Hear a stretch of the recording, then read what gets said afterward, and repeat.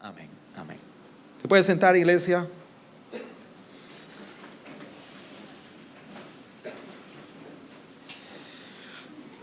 Así que los que estaban acostumbrados a cortar un poco el sermón por la calor que bajaba en este lugar, les digo que hay un buen viento de aire fresco entre este lugar. ¿Cuántos de ustedes pueden identificar la fuente de alegría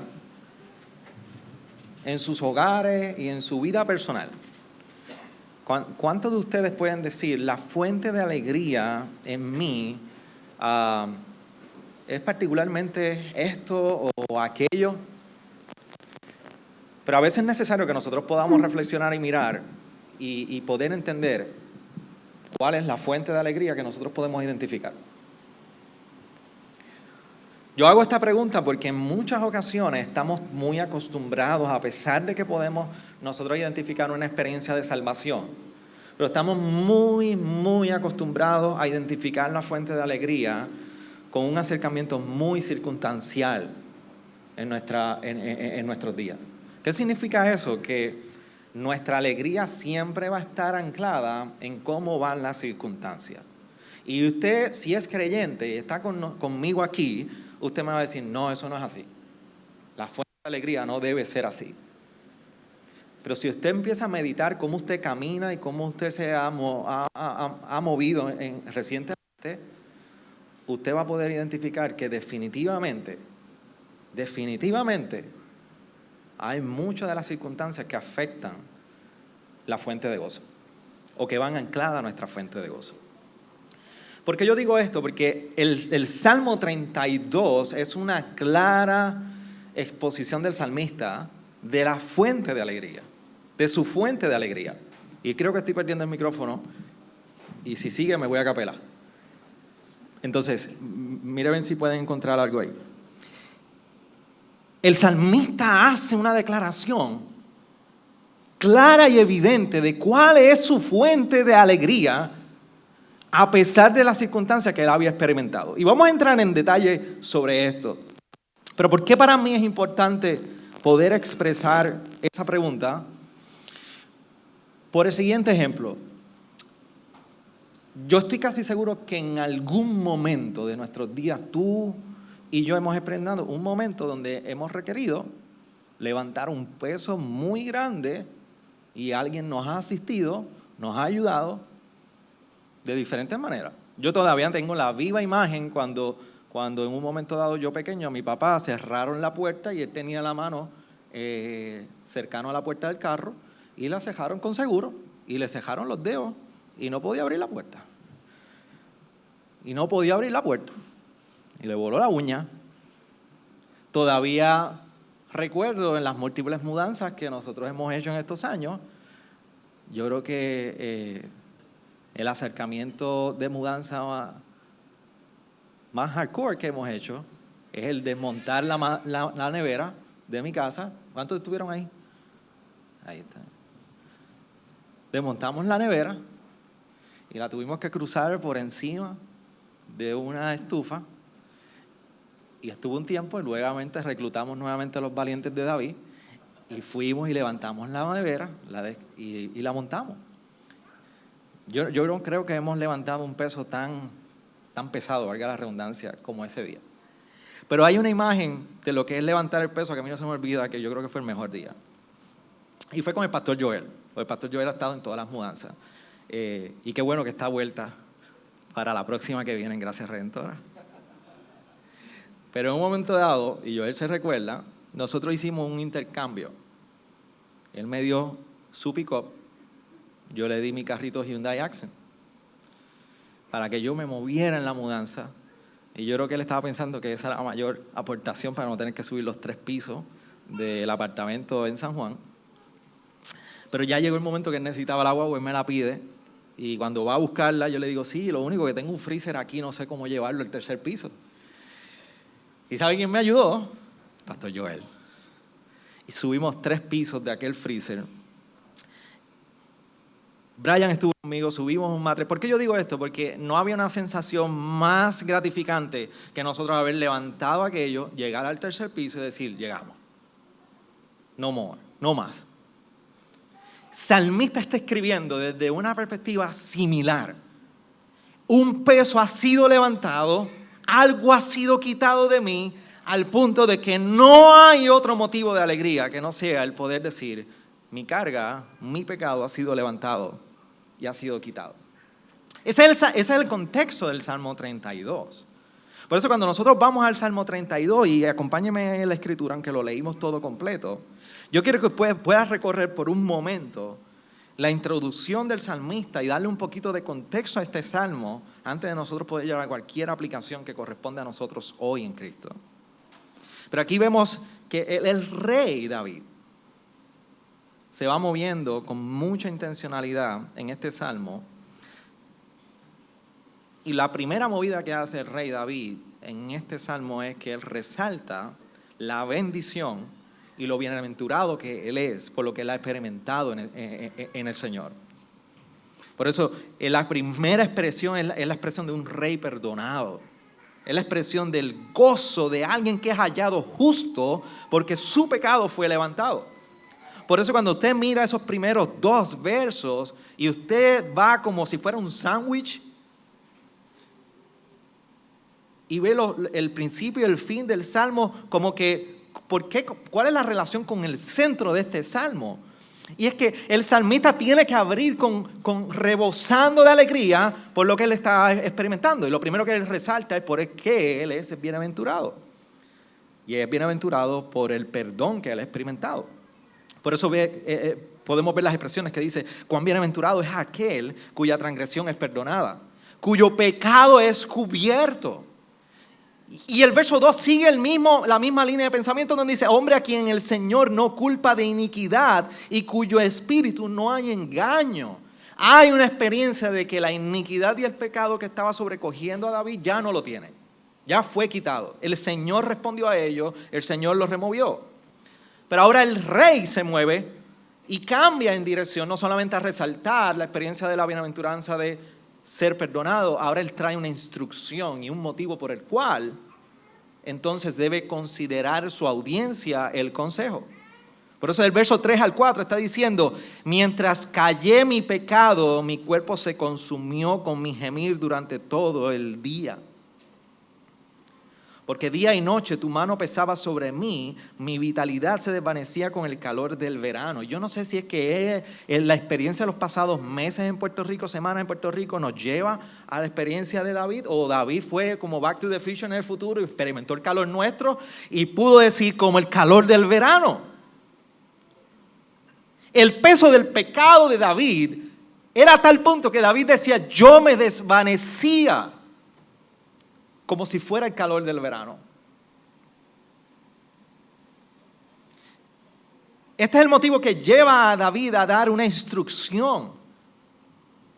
La convicción del pecado debe mover a responder, a escuchar un consejo.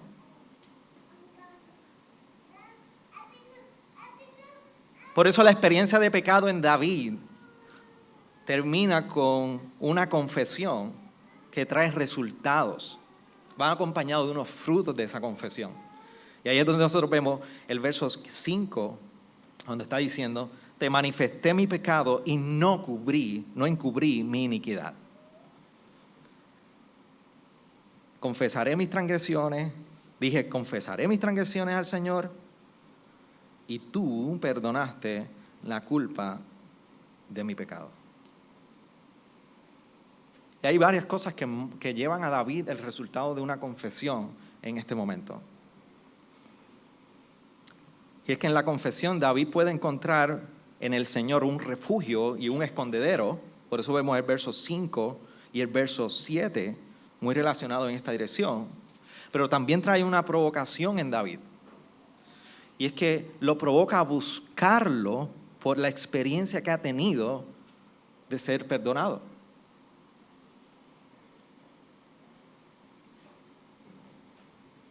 Es como aquel que ha sido salvado por un posible ahogamiento. De hecho, antier yo estaba viendo, yo me siento tan limitado de movimiento y no puedo, mis hermanos, y ustedes me conocen. Yo les pedí el stand así, perdón. Recientemente, por alguna razón en las redes, estaba viendo el encuentro de un policía que había salvado a alguien de una circunstancia y había pasado mucho tiempo ya y luego de varios meses era el deseo de quien había sido salvado poder conocer quién fue el Salvador. Y así nosotros podemos ver una y otra historia de múltiples personas que en diferentes circunstancias han sido rescatados y no han podido conocer a la persona que ejerció su rescate, pero realmente siempre está el deseo de conocer quién me rescató, quién fue. A veces son encuentros de hijos cuyo padre en su fallecimiento fue un donante y le entregó su corazón, y usted ve el intercambio hermoso de poder decir, mira, esta vida fue parte del rescate. David está experimentando una respuesta a tal punto que dice que lo lleva a buscar al Señor.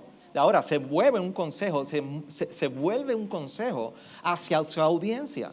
La experiencia de salvación es tal que busca al Señor mientras pueda ser hallado. Por eso el verso 6 es un llamado a la audiencia. Por eso que todo santo ore a ti en tiempo en el que pueda ser hallado. Y la última parte del Salmo, prácticamente el verso 8 y verso 9, David está tomando un acercamiento muy personal a su audiencia y le está recordando, yo te haré saber el camino en que debes andar y te voy a aconsejar, y hace una petición a su audiencia. ¡Ey! No seas como el mulo, no seas como el caballo que necesita llevar brida para controlarlo y que pueda responder. Al final de los años 90 pegó una canción muy famosa de Michael Rodríguez, decía, no seas burro. ¿Se acuerdan de eso? Hay parte de esta generación que se me olvida que no llegan a Pacheco, ni llegan a esa generación, pero había una canción que era basada en el asno que llevó a Jesús en la entrada a Jerusalén, y el cantante hacía la parodia de que el burro pensaba que la adoración era para él. Y se pone en lugar en la personificación del burro y dice, el burro iba caminando y pensaba que la alababan. Y de momento la canción le está recordando al burro y dice, no seas burro, no era a ti a quien adoraban. Y es como si el salmista nos recordara, no seas mulo. No seas mulo. Toma consejo de lo que te estoy diciendo y responde a la evidencia de salvación que yo te puedo decir, cómo Dios escuchó mi clamor y levantó mi iniquidad. Así que ese es el flujo del Salmo 32. Abre con una exaltación a la obra de experiencia del salmista. Puede entender el peso del pecado que ahora, al ser quitado, le lleva un consejo a su audiencia. Ese es el flujo del Salmo 32. Pero yo quiero que entendamos un poquito más el contexto del Salmo 32. Porque hay tres cosas que nos pueden ayudar, de entre muchas cosas, a entender un poco el contexto del que David está hablando. Lo primero es que en el verso 1, David está hablando de una transgresión levantada. Esta es la indicación, o más bien la connotación que lleva en su original. Cuando dice cuya transgresión es perdonada y cuyo pecado es cubierto, lo que está diciendo con transgresión perdonada es como si hubiera un levantamiento de un peso que otra persona está llevando. Por eso yo te estoy haciendo el ejemplo de la experiencia que tan gratificante que es cuando alguien nos está ayudando a levantar un peso con el que nosotros no podemos. La connotación en su original que lleva el salmista diciendo es, este peso fue levantado. Porque hay una culpa que pesa contra los transgresores. De hecho, este es el contexto de Levítico 5, cuando el autor está hablando de la culpa que está sobre los transgresores y el peso de culpa que está sobre ellos.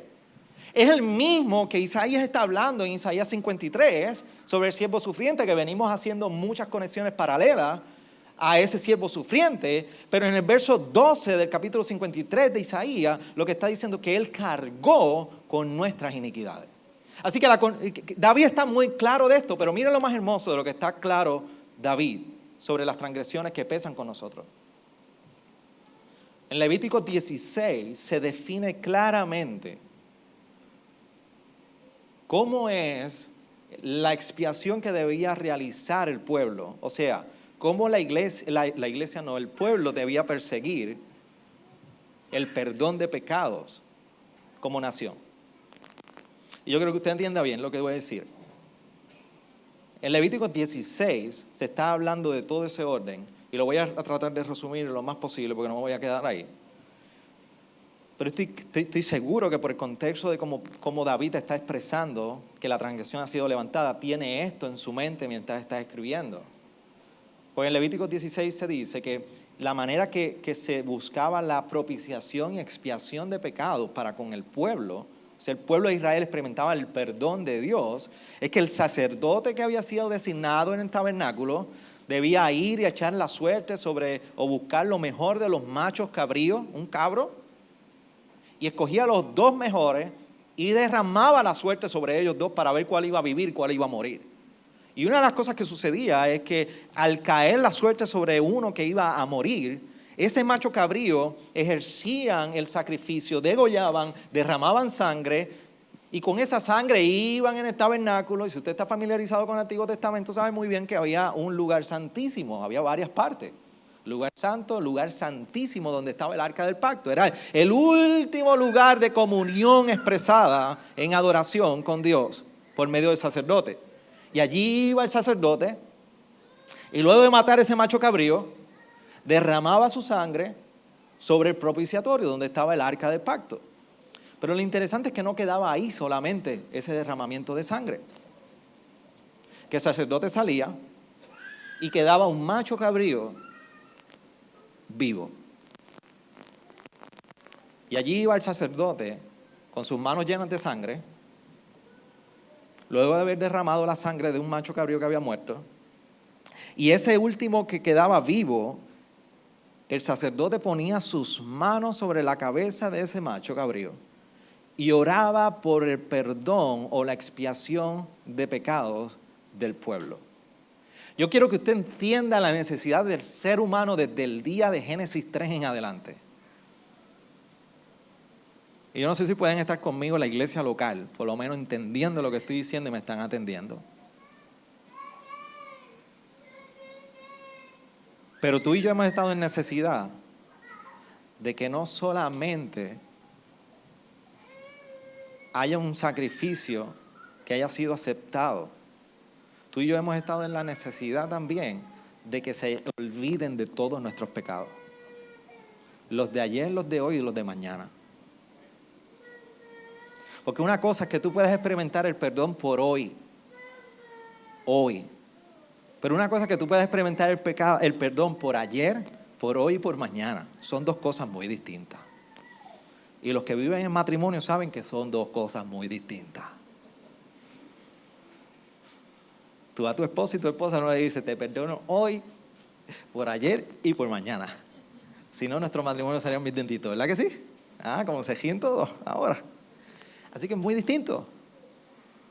Por lo tanto, estamos en esa necesidad. Lo que está sucediendo en Levítico 16 y en el Antiguo Testamento es esas ambas cosas. El derramar la sangre en ese lugar santísimo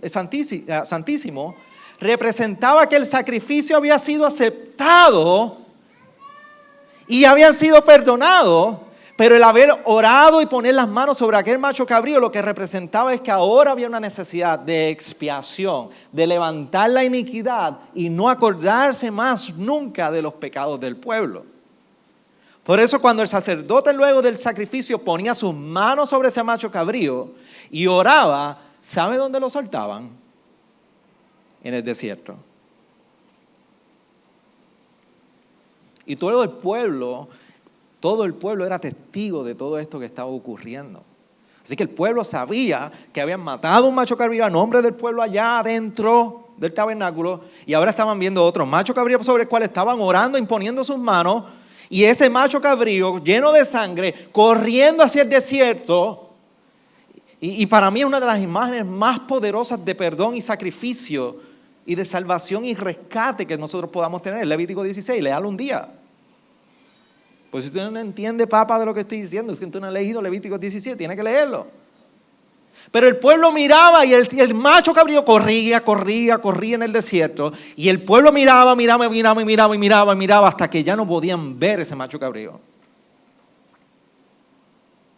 En el momento que aquel macho cabrío ya no era visto, no era visible, significaba que así como no era visible para el pueblo, así Dios había olvidado los pecados de su pueblo.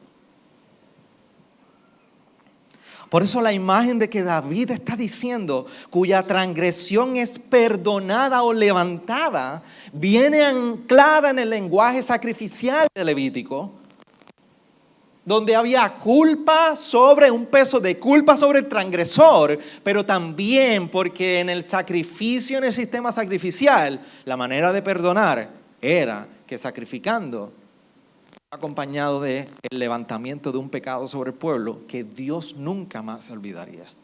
Ese es el contexto que el salmista está utilizando para hablar en el Salmo 32. Por eso hace mucho sentido que la segunda parte de ese verso 1 dice cuyo pecado es cubierto. Y cuando dice cubierto significa que no es visible nunca más. No va a ser visto nunca más. Así que usted puede prácticamente intercambiar esa palabra de cubierto por haber sido retirado de la vista de Dios. Dios lo retiró de la vista. Y lo interesante también, en que entonces a consecuencia de esto, David está haciendo un llamado. Hay que responder mientras Dios pueda ser hallado.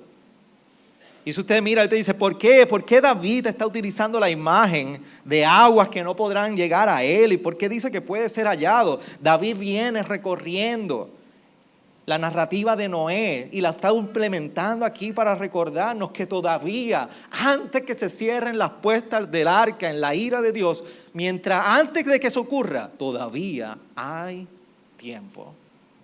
Y David viene haciendo esto porque cuando usted va al Salmo 29 y puede ver el verso 10, David está utilizando esta imagen o esta narrativa del Antiguo Testamento también. Dice, el Señor se sentó como rey cuando el diluvio, sí, como rey se sienta el Señor para siempre.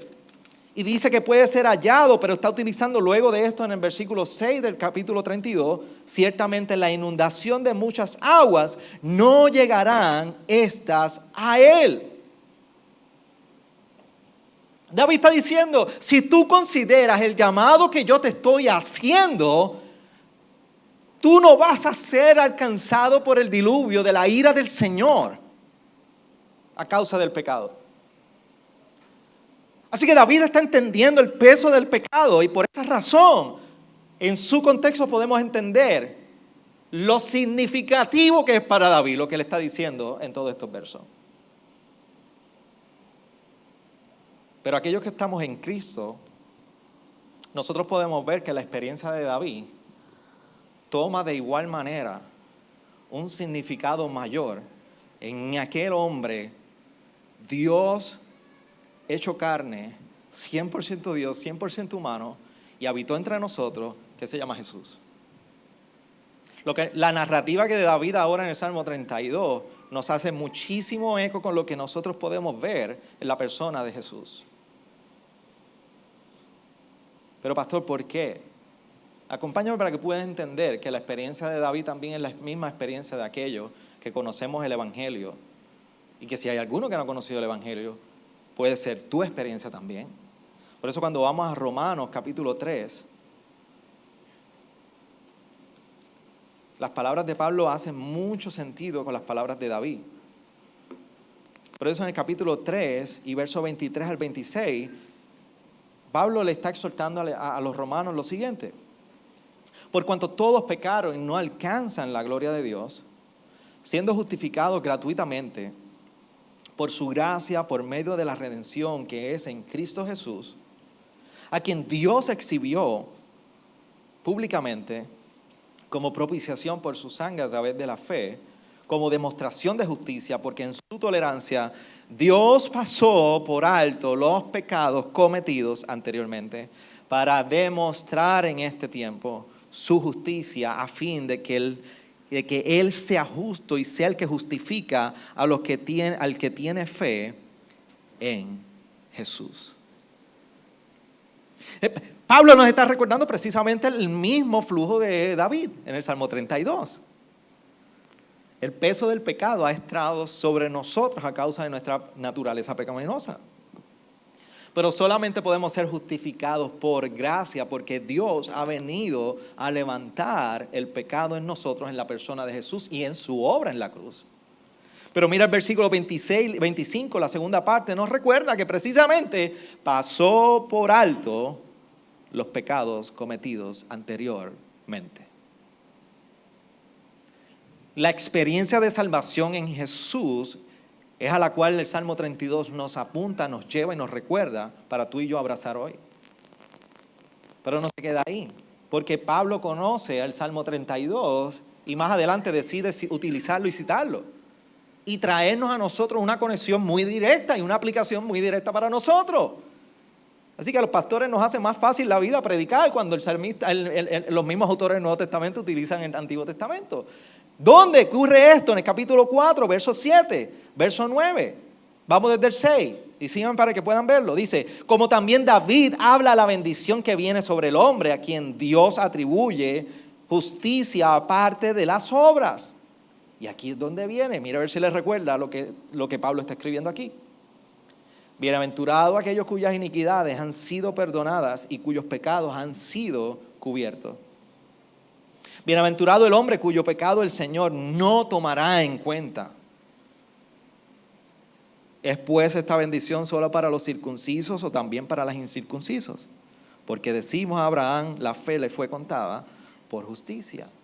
¿Por qué Pablo está utilizando en el capítulo 4 de Romanos cuando nos está diciendo que nosotros somos justificados por la fe? ¿Por qué utiliza el Salmo 32? Lo está utilizando porque en el contexto de Pablo hay un debate. ¿Quiénes son salvos? ¿Es el judío porque es pueblo y nación de Dios y porque son circuncidados y cumplen con la circuncisión? ¿Y qué es de los gentiles que ahora el evangelio ha llegado? O sea, aquellos que no son de la nación de Israel. Pablo va a Salmo 32 y le dice a la audiencia, le dice, ¿sabes qué?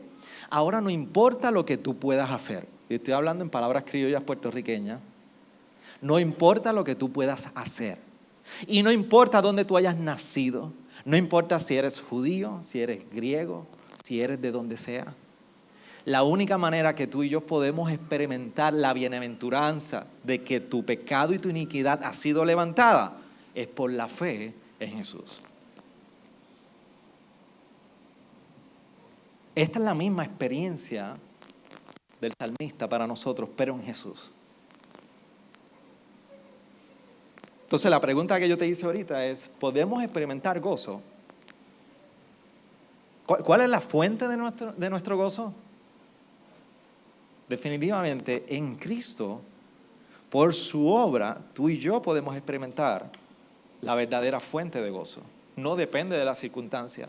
Por eso cuando el pastor Israel predicaba el domingo pasado, en ese verso 11 del capítulo 30 de los Salmos, ¿cómo es que el salmista expresa su gozo? Has cambiado mi lamento en danza o en baile. Muchos de nosotros cantamos ese cántico por mucho tiempo. Has cambiado mi lamento en baile. Toma vida porque David cantaba de esa dirección. Así que sí, se puede tener alegría en tiempos difíciles. Se puede tener alegría aún en celebraciones particulares. Se puede tener alegría porque tu justificación y mi justificación, que es el perdón de nuestros pecados en Cristo, es precisamente el fundamento de nuestro gozo. Entonces, esto debe afectar de alguna manera quién eres tú como creyente y quién soy yo como creyente. Nosotros no podemos dejar simplemente verdades de la salvación de Jesús en un tintero y los recogemos aquí el domingo, nos ponemos esa vestidura, cantamos al Señor, la dejamos en la puerta y regresamos a nuestro hogar. Y simplemente cuando surge una tertulia o un buen tiempo de café y hablamos, sí, yo sé que Cristo murió y somos justificados por la fe. Pero de alguna razón la verdad de que la fuente de gozo de regocijo en nosotros está anclada simplemente en la obra de Jesús. Tiene que transformar la manera que tú y yo procedemos. Y esa debe ser la pregunta: ¿cómo me debe afectar la verdad del perdón de Cristo que me concede por medio del Evangelio? Hay dos maneras que yo quiero que puedas entenderlo. Una, nos mueve en vulnerabilidad con nuestras relaciones. Porque nosotros vivimos en una generación donde prácticamente se venera, se resalta la privacidad. Hoy día todo es un asunto de confidencialidad, de privacidad. Y yo no estoy diciendo que no hay contexto para eso. Pero hemos llevado hasta la vida espiritual y nuestra manera de proceder en una línea donde prácticamente todo el mundo nos conoce, pero nadie nos conoce. Todo el mundo sabe quiénes somos, pero nadie nos entiende. Hace poco tuvimos que cambiar nuestros celulares y hay algo maravilloso aquí. Las niñas no están hoy, ¿verdad? Pero usted sabe que llegan los niños en una etapa donde todo lo que usted hace están por las puertas, están mirando, y usted tiene que estar pendiente. Dice, dónde lo dice, cómo lo dice, porque tienen ojos aquí y escuchan por acá. Entonces, a nuestros celulares, pues vienen ahora unas pantallas que usted logra bloquear los ángulos. Así, usted puede estar en un avión y el de al lado no sabe lo que usted está hablando. No se va a enterar si su esposa le dijo: no sacaste la basura y te fuiste. ¿Ahí? Pero a veces nuestras vidas cristianas son igual. Es como si le quisiéramos poner un screen o una pantalla para que nadie pueda ver nuestros blind spots, nuestros lugares ciegos, nuestros puntos ciegos, y puedan entrar. Es como si hacemos un reclamo de privacidad, cuando en la palabra vemos que el llamado del salmista es: confiesa delante del Señor mientras pueda ser hallado. De hecho, el salmista no está abriendo un Salmo 32 y su experiencia de salvación simplemente para él mismo. Hay una audiencia a la cual él está compartiendo lo bienaventurado de haber compartido su transgresión y confesarla. Lo segundo es que nos mueve en humildad. Vivimos en la generación no solamente de la privacidad, vivimos en la generación donde nuestra apariencia de perfeccionismo reina muchísimo. Se requiere humildad para perseguir un arrepentimiento continuo.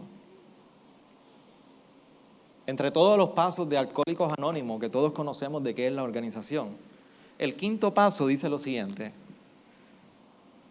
admitimos ante Dios, ante nosotros mismos y ante otro ser humano la naturaleza exacta de nuestros defectos. Organizaciones como Alcohólicos Anónimos, una de las cosas que recuerdan es que usted nunca deja de ser alcohólico. La palabra nos recuerda que aunque usted no está en una organización anónima, usted nunca deja de ser un pecador.